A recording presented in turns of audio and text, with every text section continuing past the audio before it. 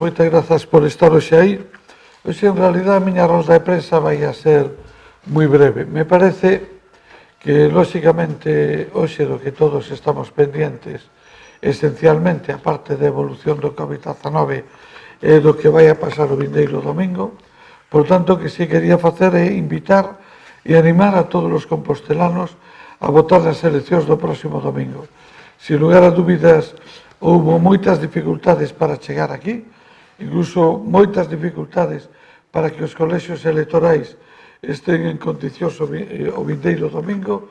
Lóxicamente, todos os que vayamos a votar, é imprescindible que fagamos todo o posible para mellorar e respetar as condicións de seguridade requeridas. Volvo a insistir, creo que o mellor é levar o voto de casa para aqueles que non exerceron o seu dereito de voto por correo.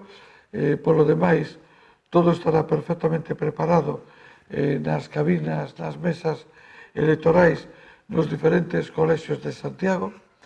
Tamén quero dedicar un agradecimento moi especial a todas as persoas que fan isto posible, os integrantes das mesas e as persoas que van a estar nas mesas electorales, tanto interventores, apoderados, representantes da administración, voluntarios de protección civil, membros dos corpos e forzas de seguridade e o personal de limpieza que vai a ter que estar traballando ao longo de todo o día para ter aquilo en perfectas condicións.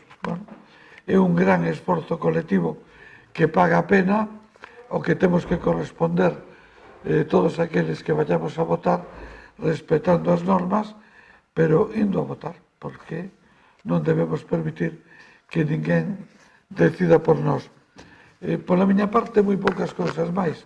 A partir do lunes, sea cal sea o resultado das votacións o domingo, continuaremos co noso traballo normal e habitual. Se acaba de presentar o programa de festas. Desde o punto de vista dos datos que temos desta especie de normalidade,